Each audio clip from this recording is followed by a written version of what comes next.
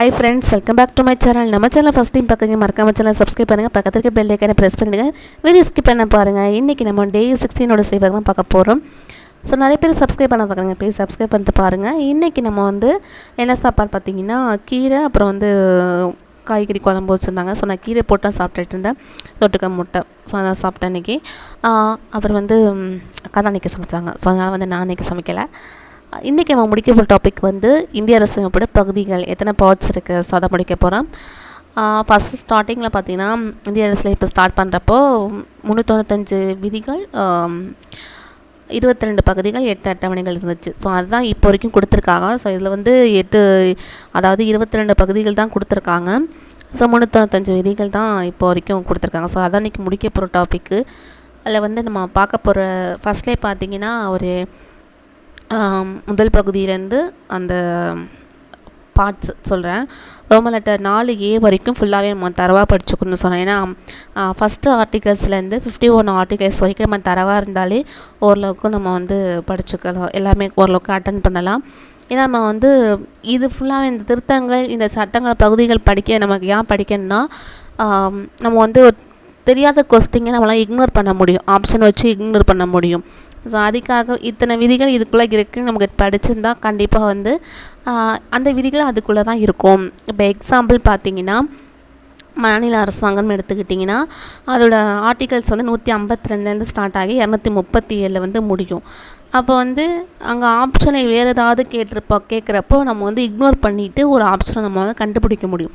அதாவது தெரியாத பட்சத்தில் இது நம்ம கை கொடுக்கும். ஸோ அதுக்காக ஃபுல்லாகவே ஒரு ரீடிங் விட்டுக்கலாம்.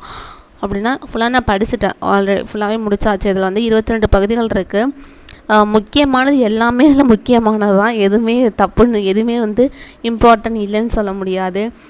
தீர்ப்பாயங்கள் பற்றி கேட்கலாம், தேர்தல் பற்றி கேட்கலாம். ஸோ தீர்ப்பாயங்கள் எந்த சட்டத்தில் எந்த தீர்ப்பாயத்தில் நீ கொண்டு வந்திருப்பாங்க. 1951 ஃபஸ்ட்டு அமெண்ட்மெண்ட் பண்ணுறப்போ, அதாவது அரசியலமைப்பு கொண்டு வரப்போ 1949 கொண்டு வரப்போ இத்தனை விதிகள் இருந்துச்சு. அதுக்கப்புறம் நீக்கியிருப்பாங்க. அதாவது 7வது பகுதி நீக்கிட்டாங்க. அதுக்கப்புறம் நீக்கி தான் நமக்கு அதாவது ரோமன் லெட்டர் 9A 9B அப்புறம் 14A அப்புறம் 4A இந்த ரோமன் லெட்டர்லாம் சேர்த்துருப்பாங்க. இந்த 4 பகுதியில் நமக்கு சேர்த்துருப்பாங்க. அது எந்த வருஷம்னு கேட்கறதுக்கு வாய்ப்பு இருக்குது. 1951 இதெல்லாமே கொண்டு வந்திருப்பாங்க. ஸோ இந்த தீர்ப்பாயங்கள் 223A 223B. ஸோ இந்த மாதிரி ஆர்டிகல்ஸ்னு இப்போக்கும் எனக்கு கொஞ்சம் டவுட் இருக்குது. ஸோ இப்போதைக்கு ஆர்டிகல்ஸ் 395 வரைக்கும் இருக்குது. ரீசெண்டாக இப்போ 448 வருது, சில இதில் 470ன்னு சொல்கிறாங்க. ஸோ எனக்கு எதுன்னு தெரியல. உங்களுக்கு தெரிஞ்சால் கண்டிப்பாக கமெண்ட் பாக்ஸில் கமெண்ட் பண்ணுங்கள். இப்போக்கும் கரண்டில் எத்தனை விதிகள் இருக்குது. ஷெடியூல் தெரியும் நமக்கு, ஷெடியூல் 12 தெரியும், நமக்கு பார்ட்ஸ் 25 தெரியும். ஸோ மற்ற எதுவுமே ஆர்டிகல்ஸ் தான் கொஞ்சம் டவுட்டாக இருக்குது. ஸோ அது உங்களுக்கு தெரிஞ்சிருந்தால் கமெண்ட் பாக்ஸில் கமெண்ட் பண்ணுங்கள். அப்புறம் இன்றைக்கி அதுதான் ஃபுல்லாகவே நம்ம முடிச்சாச்சு.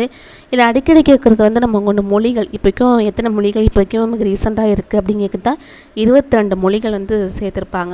ஒவ்வொரு அமெண்ட்மெண்ட்லேயும் நமக்கு போன வாட்டி படிக்கிறப்பலாம் பார்த்திங்கன்னா நிறைய மொழிகள் இணைச்சிருப்பாங்க, ஒரு திருத்த சட்டம் கொண்டு சேர்த்துருப்பாங்க. ஸோ அந்த மாதிரி மொழியை பற்றி படிக்கிறது. அப்போ எமர்ஜென்சி சுச்சுவேஷன் பீரியடில் என்னென்ன ஆர்டிகல்ஸ் உதவியாக இருக்குது. ஸோ இது குடியரசுத் தலைவருக்கு 123 தான் சொல்லும். சட்டம் இயற்றும் அதிகாரத்தை பற்றி சொல்லும். ஆளுநருக்கு பார்த்திங்கன்னா 213 அது சொல்லும். ஸோ குடியரசு ஒன்று நிர்வாகத்தை பற்றி சொல்கிற பகுதி பார்த்திங்கன்னா 5, மாநில நிர்வாகத்தை பற்றி பகுதி 6. சொன்ன பகுதினா ரோமன் லெட்டர். ஃபஸ்ட்டு அரசியலமைப்பு படிக்கிறப்போ எனக்கு ரொம்ப கன்ஃபியூஷன் ஆனது. பகுதினா என்ன, விதினா என்ன, சிலதில் விதியில் சரத்துக்கள்னு சொல்லி போட்டிருப்பாங்க. அப்புறம் அட்டவணை 3 போட்டு நான் ரொம்ப குழப்பிட்டு கிடந்தேன். அதுக்கப்புறம் தான் கொஞ்சம் தெளிவு கிடச்சிது எனக்கு.